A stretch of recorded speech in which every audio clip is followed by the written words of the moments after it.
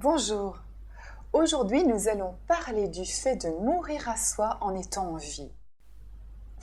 Quel charabia, n'est-ce pas? Plus simplement, mourir à soi signifie abandonner nos masques, cesser de jouer un rôle et renaître à soi en étant conscient de notre véritable nature. C'est ce que l'on nomme l'éveil. L'éveil survient ou peut survenir après ou en même temps que la résilience. L'éveil est la reconnexion à notre soi profond et immuable. Ce que nous sommes, ce qui reste quand on enlève tous les je dois, il faut, qui nous ont formatés et que nous avons fini par nous imposer. Je ne vous parle pas d'anarchie et d'absence de règles et de conventions bien utiles à la vie en commun.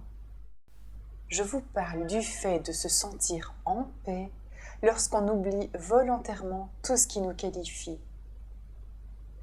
Si vous oubliez ne serait-ce qu'un instant votre prénom, votre sexe, votre taille, votre métier, vous pouvez sentir que ce qui reste est un état de paix. Vous continuez à vous sentir en vie, mais sans la contrainte d'être ceci ou cela. Dans cet état de paix, tout est possible.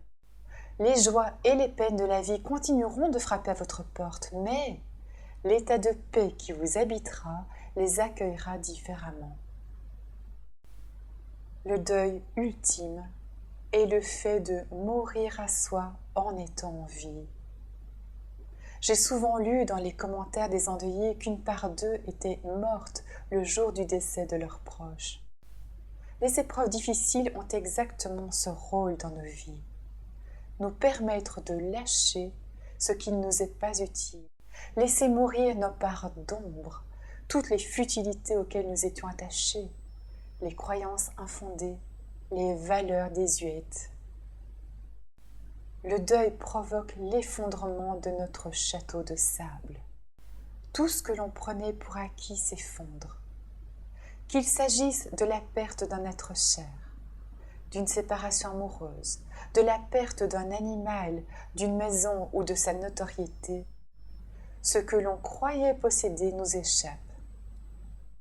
L'éveil, c'est prendre conscience de ce que nous sommes sans toutes ces choses, sans notre attachement à ce qui est extérieur à nous.